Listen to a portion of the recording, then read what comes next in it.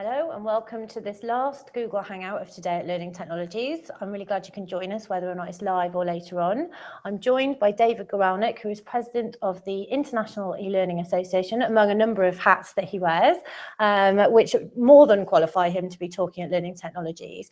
His talk's actually tomorrow, so we talk about reflecting on the content of a presentation. We can't actually do that because it's not until tomorrow, but we're going to talk a little bit about what David's session content includes, and it's fascinating actually. So welcome along, David. Thank you for joining us. Oh, thank you for having me. It's a pleasure. So tomorrow you're talking about emotion and the power of storytelling in learning. So just kind of wanted to start a little bit by defining what you mean by emotion, because emotion to me is a very powerful word. So what sort of level almost of emotion do you think that we need to aspire to in learning? Oh, no, that's a great question. What I'm talking about primarily tomorrow, and what I've kind of been, my work is involved recently, is the idea of creating an emotional connection between the learner or the participant and whatever the experience is that you're creating for them to be able to learn or improve performance, not always necessarily learning. So, we kind of have always, for many years, tend to think of education as something that gets delivered. It gets delivered to people and they internalize it somehow, and they just take it, and it's not always pleasant. In fact, it's often unpleasant, right? And maybe we can sweeten it a little bit, but really it's not inherently a pleasant thing. And interestingly, when you look at learning that takes place outside of schools and outside of most corporate training departments, it's not like that at all. People find things that they're interested, they go out, they learn them, they embrace them, they enjoy them. And particularly with use of technology, we can do a lot of things to create those kinds of experiences that people really do emotionally connect to, within the context of the jobs that they have. And that's really when I look at emotion, I'm thinking, how can we get people to enjoy the experience, appreciate it, make it feel relevant to them, and form that connection that's going to really help them learn and perform better. I read a great article in The Atlantic the other day about the joy of schools and the fact that there isn't much joy in schools and the learning that the kids do. So I think, but emotion can be negative as well as positive. So do you mean any negative emotion? Can there be some benefits to triggering that kind of emotion? I think there certainly can be. That hasn't been the focus of what I'm talking about tomorrow. What I've been trying to focus on more recently is really making you enjoy the experience overall. Now, within that experience, you can also encounter lots of different emotions. So, for example, way back years ago, we did what became a very popular retail customer service simulation I was involved in, which was an online video-based program. You interacted with a video character, and it was sort of a fairly sophisticated, complex thing. And one of the characters particularly was very, very angry. He came and he was yelling at you. He had a pair of shoes, he wanted to return them, and he wanted to do it now. And he wanted to hear nothing about what you had to say. And this turned into, you had the opportunity to yell back at him in the course. And a lot of people really, really enjoyed doing that, but they would find themselves experiencing something close to real anger. The bigger picture effect of that was that people really enjoyed the experience. So it wasn't that they, learned to get angry. It was actually that perhaps they got the anger out in the simulation, but that they enjoyed the experience and that they found this guy really something to talk about. So you would have retail employees on break, on their coffee break, where, normally 100% of the conversation is about what they're going to do that evening or that weekend. And this, what we were told anecdotally, 50% of the conversation was about what they were going to do that weekend. The other 50% was about these characters and videos and how much fun they were. And so they actually were, spending time doing their job when they weren't even on the clock, which was kind of remarkable. Which is what, that's the aspiration, right? Exactly. So this morning, Marshall Goldsmith in his keynote referenced, if somebody doesn't want to be coached, you're wasting your time. So I think one of the questions that I had was, can emotion stimulate or engage a learner that doesn't want to learn? I think so. I think it's, he certainly has a point that there are people who just aren't going to be happy doing what they're doing. And I think Marshall's point this morning was partly, don't waste your time with those people. This is a little bit different situation. I think if you're a company, you do want to try to hire well. So there is that, right? If you have people who absolutely don't want to work for you, they're probably not going to get the job. If they do, you're going to be fighting a lot of battles, and this won't be the only one. But in terms of learning, I think a lot of people come in with preconceived notions that learning is going to be, the things we're talking about before, this sort of, what's become traditional school learning. I'm going to have to memorize things. I'm going to recite facts. It's going to be really boring. I'm going to be forced to do it. I'm not going to like it. It's not going to have any relevance to my job. I can memorize all these facts, spit them out correctly. I'm not going to be any better at my job, and a waste of my time. And so you can turn people a little bit, in the simulation with the guy in the shoes was one that did, where you get them into a totally different training experience, a totally different learning experience, or way to help them do their jobs better, and they're attitude about things can change. And I think we've seen some of that. We've seen people who were not paying attention really and would sit in the back of the class and fall asleep in a classroom course, but you get into an experience, whether it's online or not, that's really interesting and you can get interested. So. And do you see, obviously your focus is online and e-learning, but do you see a difference in, real world face-to-face training and the ability to engage emotionally through online? I think certainly you can, I think it's a concept that can go either way. I think it's certainly you can engage emotionally through in-person connections, and that's a very strong way to do it. There also, as we've seen, are lots of in-person experiences that are not emotionally engaging. So it's certainly not that in-person is engaging and online is not. I do think online gets a particular sort of, short shrift when it comes to evaluating how well online could do, because people again think of, I'm going to do page turning e-learning, I'm going to read, click, and move on, instead of, hey, here's this really interesting simulation with people. Here's something I'm going to do online, where I'm going to watch a scene and then write about it, and then other people who are also online are going to communicate with me. We're not just randomly talking about something, we're actually talking about this particular scene.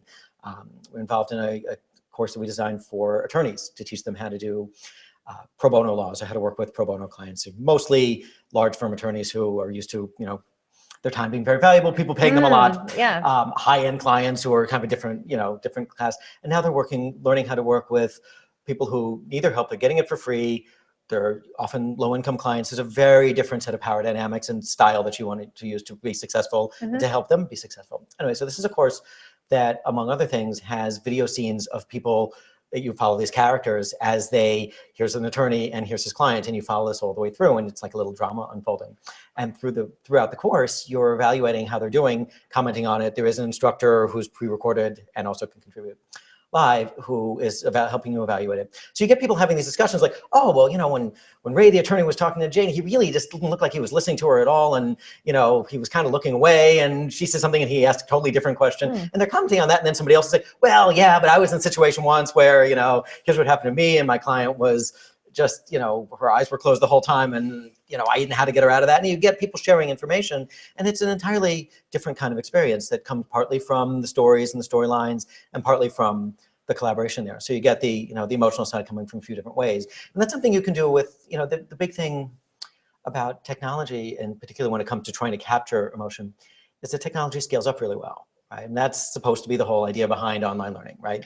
It's great. If I have the best coach in the world who's walking me through it and is my mentor, I'm going to have a fantastic educational experience. But this is one-on-one, right? Maybe the person can handle 2, 3, I don't know, what's the max? People have hundreds of thousands of employees and hundreds of thousands of people that need learning. So what I want to try to do is capture a lot of the best of those characteristics and features and create an appropriate experience using technology, not the same experience, but the right kind of experience using technology in different ways to bring those about. And that's what we've been trying to do. And that's kind of what the focus of my talk is going to be about. So I've got multiple questions going on in my head now. But with the design process then, when you sit down, are you very specifically thinking about how to make this an emotionally engaging process for online, or just in general, and then kind of tailoring it to that medium? Usually the work that I'm involved in, the expectation is already going to be online, and there's a need for scale. So you are thinking about it from the beginning of, we're going to create some kind of online experience. And to that end, when you spend time with subject matter experts, as I will, or our team would at the beginning, we try to focus a lot on getting them to tell you the good stories and getting them to talk about the realistic experiences. And you listen and you try to get a voice for how is this, how does this really sound to do this job? What does it sound like to be a person who does this job and does it well? What are the situations you encounter? And then you can build a lot of the education around that and around the key points that come out of someone really talking passionately and realistically about what the job entails, as opposed to trying to categorize it into, here are the 7 principles of being a good pro bono attorney, and people may or may not know what to do with those. So when you're teaching, David also teaches masters and PhD students in e-learning design. When you're teaching your students, are you trying to get them to separate? Because you talk about what you just talked about with the SMEs talking to people and getting their stories. That's the content, isn't it? Not the design.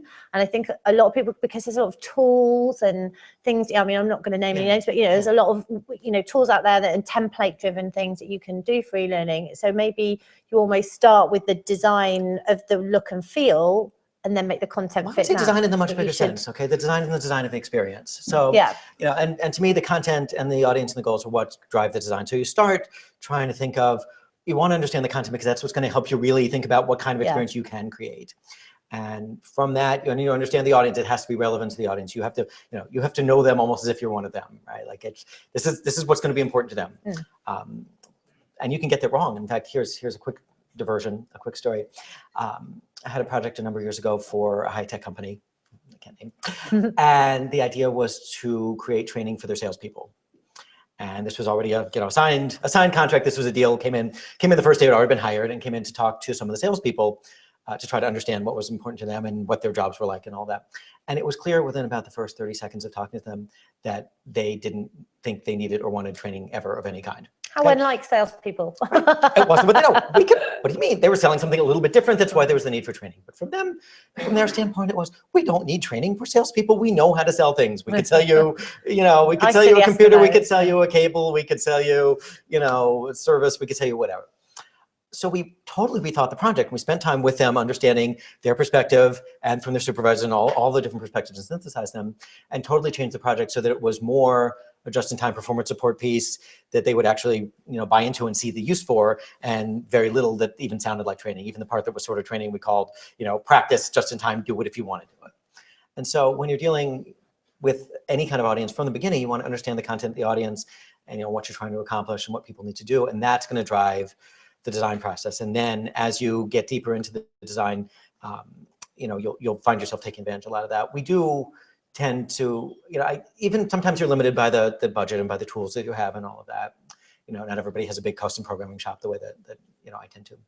But even within that, I've always found that if you start with the ideal first and then you scale back, you get a very different project than if you work from the constraints and up, because like you don't have this kind of or what have exactly. you, If you start with the templates and you think that's all I've got, you're not going to be able to think through the goals and come up with the kind of design that's going to be as good as anything else. And that's one of the things I teach in the class. The class, we don't really do implementation. The class, it's a semester long. The class is design.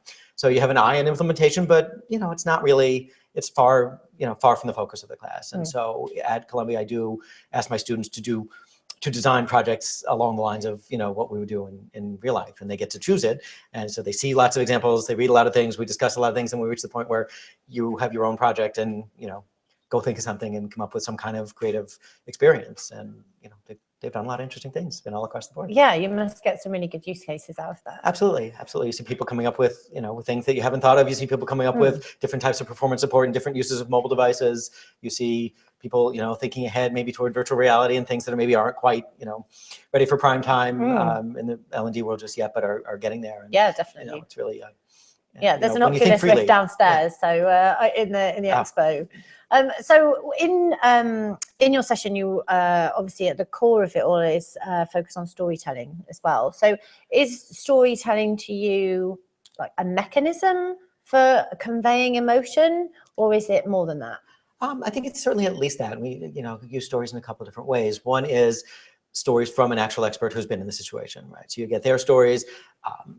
Certainly conveys emotion, helps you really feel an emotional connection, and that you feel that this is relevant to you. Okay, hey, this person has experienced, they're going through things that are similar to what I'm going through or what I might go through, and I really, that's going to mean a lot to me.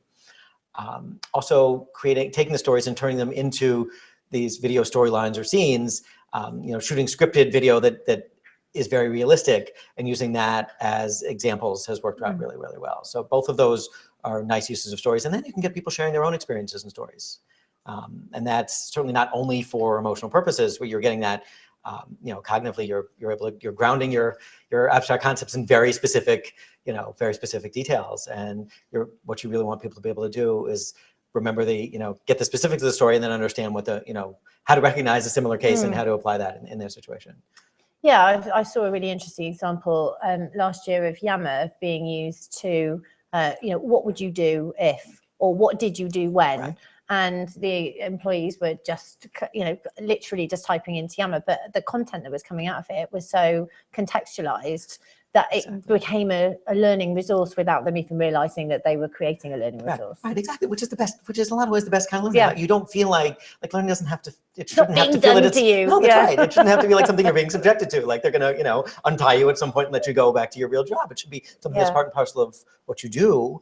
And, if you establish that kind of culture, I think the benefits can even go beyond, right? That you're going to have employees who really are thinking about learning is simply something that they're interested in. They want to do their jobs well, they have pride in their jobs, they have interest in their jobs, something drew them to doing this in the first place, and they find the interest in it and develop a cohort of colleagues, and all those good things can happen. And starting them off with page turning, e-learning, and memorization is not going to help you form that culture. So, I mean, here's the challenge then. If I'm, Bob, and I work in maybe a compliance-driven organization, maybe the subject matter is a little bit dry.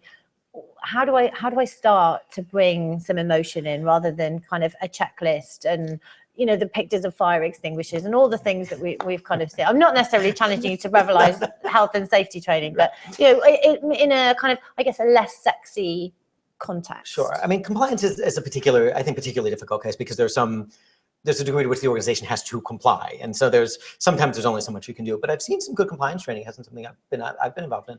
I've seen some good compliance training that's scenario based, and then we're in a whole different world. So if you're teaching people how to comply with the fire code, but you're giving them video scenarios, or not even video scenarios, there's any kind of situations where I've seen these kinds of things sometimes in text. Here's with there's a medical training course that I saw one time where it was, here's somebody and they've collapsed. Well, what do you do? And people get really excited about this. It was text and it was just a few multiple choice questions, but they were well designed and well thought out. And you think, hey, what do I, if you do the wrong thing, then, comes back, okay, well, the guy just died. Well, you're pretty involved in this, sense of empowerment there, I guess. And you're involved and you're finding the entire experience, involving you. And so the more you can get realistic situations worked into compliance training while still complying with what the company has to comply with, there's so many levels of compliance in that, the better off that you are. It's very different to hear, well, you shouldn't sexually harass people. I don't think anyone's going to argue with that. On the other hand, seeing situations and seeing how they would be perceived, which may not be the way you think you'd be perceived, is a very different thing. Or seeing something and having to analyze and say, oh, I think that was okay, versus, and finding out what you thought was okay wasn't so okay, is very different than just sort of reading it and reciting back the actual laws and the actual rules. And you connect with it in a very different way. You really feel like that's something I might run into, not just this is a chore I have to go through. Yeah, sure. And I mean, if you've got what's a kind of practical tip? I mean, you talked about the SMEs going and really interviewing the stakeholders and things. Is that how important is that to you? I think that's generally a critical piece. I mean, sometimes within an organization, the trainers know the content fairly well, but the better you understand not just the content in the sense of, these are the principles, but the reality of it, the reality of the job, the reality of how this is, what does it feel like to do this job? What do you do as an employee? What are you going to run into? What situations are going to be difficult? Don't be afraid of picking the things that are complicated and difficult. They may not all make it in, but that's part of it. The more realistic you can be, the better you're going to be able to come up with things that people are going to emotionally connect to, because it will feel relevant to them. Sometimes in order to do that in the time you have, it means that you lose a little bit of the exhaustive nature of some of the training that you see. And I think that's okay. Honestly, you give people a 8-hour course and make them remember a lot of things. If they remember them tomorrow, fine. They're not going to be able to do anything all that helpful with them, and they're not going to remember them next week anyway. No, yeah, exactly. So you're not actually losing. It feels like you're losing because but we're only covering 70% of the content. Well, actually, what you're getting is 70% that people are going to actually they're going to care about it. They're going to be able to internalize, and they're going to do something with it, as opposed to 100% that they're going to forget tomorrow. And so, I mean, this is a bit of a loaded question for me, because anyone who knows me will know I'm involved in marketing. But I was thinking about the way that emotions are triggered, and I was thinking about advertising, and obviously they spend huge budget, probably way bigger than e-learning budgets. Yes. So they spend a lot of money and time in triggering our emotions to get us to buy their product. Sure. And do you think with advertising and some marketing communications activities that there's elements of the emotional triggers that we can take from that, can take from that? I mean, I think so. I think there's, my view of advertising tends to be it's a little bit manipulative, and so you kind of don't want to fully feel that you're doing that. And that may not be your view of advertising if you're more in advertising. It's the layman's view of advertising. So they're manipulating me, whether they are or they're not. So I think there's certainly something in there. I think there's certainly something in advertising and marketing. People have to think very hard about what's going to resonate with the audience. And that's something that we don't necessarily think enough about in L&D. Again, it's a sort of traditional view of, well, you're going to do the training and you're going to like it, or you're going to not like it, and we don't really care. This is your job. You must do it. And so thinking about people who are the learners as here's something that's going to appeal to them, and then making sure that it appeals to them because it's relevant and helps them do the job. Right? So you can go the other way too, right? Which we've seen in some companies where in order to try to make it appealing to people, they actually don't incorporate that into a good learning experience. They sort of incorporate that into something that's fun and entertaining, but doesn't really buy you anything, right? Some of the gamification Games, is like that. yeah, that's some of the games are like that. We play a Jeopardy game, we memorize some facts. At the end of the day, all I know is facts. I had a more fun experience memorizing my facts, but I'm not going to do better at the job. I don't really feel like this, I feel like this connected with me only in the sense of this was a lot more fun than, filling out a form and pencil and paper and multiple choice or clicking a button on mine, but not more than that. And so the idea of thinking about your audience and what can matter to them, I think is something you can draw from advertising marketing in a reasonable way. So do you have any kind of top tips? So what kind of practical things can the audience do if they haven't kind of got, big budgets or what have you, not necessarily compliance, but if they're doing something, maybe in the middle of developing something at the moment, what can they do to start to pull in some emotion? Yeah, I mean, I would kind of pull out a lot of the things that we've talked about and just kind of, summarize them. I mean, realism is a big thing for me. So try to make it realistic. There's a tendency in education to make things abstract where they almost don't feel like they apply. So context? So context and and applicability. Make it clear why this applies to the job. Make it clear why you're asking someone, why are you asking me to undergo this experience? What is it for? And make it feel like it's part of the job. So more scenarios of whatever kind, even if they're just text. Here's a situation. The more situations you learn to encounter, cognitively, you're going to be better at understanding things in context and applying it, and and emotionally, you're going to connect to it a lot better than if you were simply asked to memorize. So realism, context, use of stories is great, even if they're even if they're text stories. Here's again other people's experiences. So we're asking you to have experiences, make decisions about scenarios, maybe put yourself in a certain role as you would in a simulation. Mm-hmm. So even without the budget, you can take this and say, okay, instead of reciting a lot of high-level content, I'm going to sort of flip it around and say, how can I create something that has stories and realistic elements and ask people to encounter those situations and think about them. Even if you only have budget for them to make a well thought out multiple choice answer to a scenario, that's a lot different from asking them to recite principles. So in your course, from a design perspective, I mean, you talk about design is very all-encompassing. What are the other key elements of design, I suppose? So we've talked about emotion. What are the other kind of top tenets, if you like, of design for you? Sure. I mean, as I mentioned before, I think it all does stem from understanding, the goals in the audience and what you really, what you're really trying to accomplish. Certainly, storytelling is big. Emotional connections, big. I keep coming back to realism. You want to design an experience that's going to feel real and relevant to the people who are going to use it, and that, in all ways, feels like something they're going to connect with a lot more than other types of learning. And does e-learning still excite you? Is it, we've been talking about e-learning. I've talked to people today, and, people say, well, we're doing some of this for 10 years, how probably longer. Yeah. How does it still excite you? Are you excited about the future and some of the new technologies and platforms and I guess the ability to collaborate you've touched on as well? Yeah. I am. I mean, a lot of the e-learning that's out there, has never excited me. I mean, it's been very disappointing. Okay, it's been a disappointing field. I mean, some of the examples I've talked about, I can go back 25 years to do these kinds of simulations, and yet the bad, a lot of things aren't out there. That's right. So in that sense, there's still tremendous opportunity to take advantage of technology and do build in the right kinds of experiences, and collaboration has been a tremendous addition to that. I mean, in the earlier days, it was only, really mostly self-paced is really kind of all you had. And now you're seeing social learning and collaboration as being much more widely accepted by companies. And I think that's terrific. New technologies are exciting too. You want to look at virtual reality and see what you might want to do with it.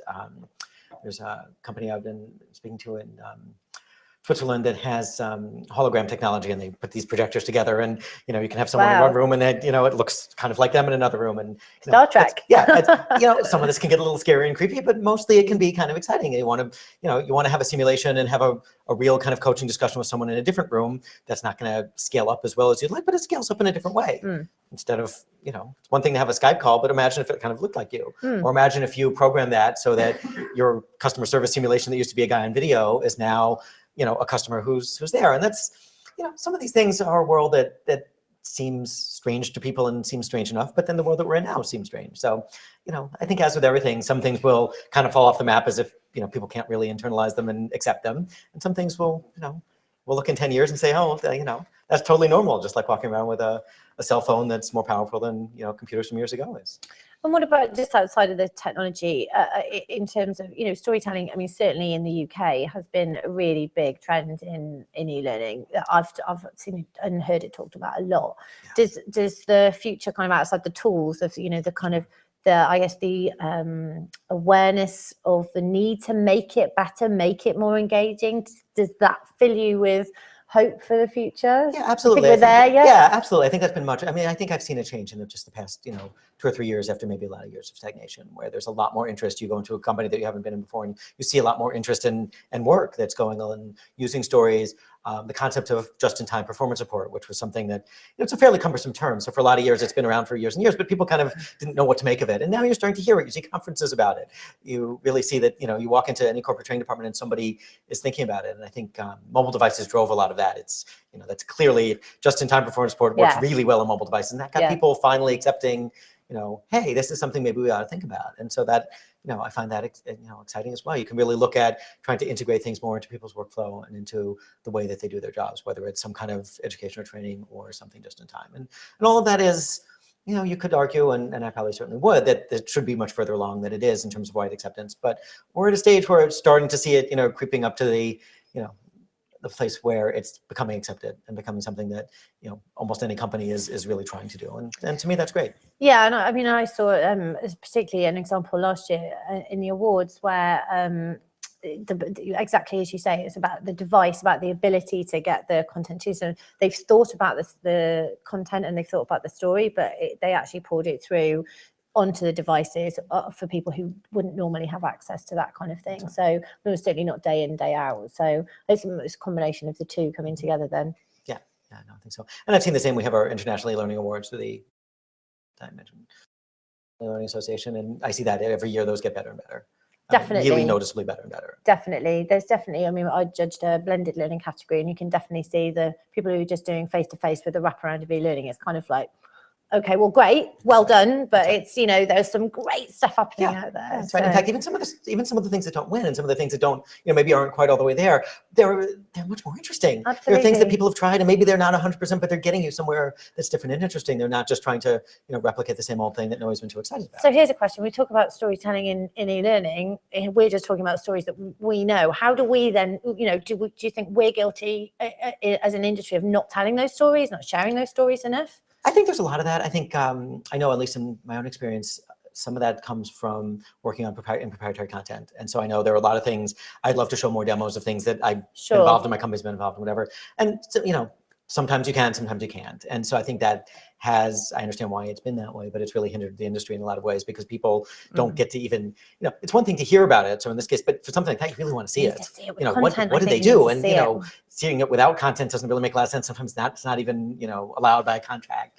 And so you go to a lot of places and people say, oh, I really want to see that. Say, yeah, I would love to show you this. And I don't have the rights to show it to you. And, you know, I think that's held things back a little bit, and probably more than a little bit. Yeah, so it is a shame. It is a shame when you can't kind of, I mean, that's what's great about these conferences is I guess people are showing their own content. So, you know, not to do a sales pitch for the conference, but that is the kind of thing that you get to see in, I guess, a controlled environment. Exactly. So the company are happy to kind of release it. No, I think it's been absolutely true here. And then my conference in New York, we do the same thing where we try to bring people who have demos and that they're allowed to show and make that a core part of the program. And I think that helps tremendously. And conferences, you know, in-person conferences to me still have a big role. I mean, I think there's a really different level of discussion that you have at an in-person conference. And it's often not in the sessions themselves, right? It's often at the, you know, at the dinner and the drinks and kind of the, you know, all the side conversations, and which is terrific. And you get that from being around people. And then you get to swap your stories in a more relaxed, informal environment. And a lot of things come out of that. A lot of good things. I absolutely agree. And I think even just walking downstairs, you know, today, just this buzz, and I feel, you know, the market feels very buoyant.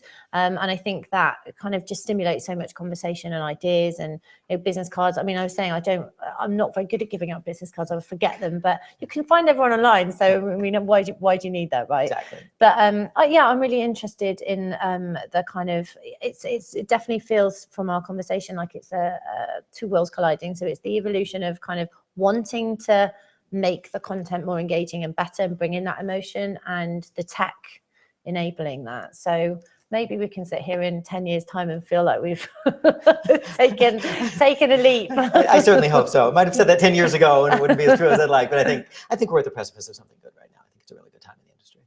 Well, I think that's a really good place to leave this. So thank you very much, David, for your time. Thank you if you tuned in or if you're watching this on record. Thank you very much. And David is on Twitter.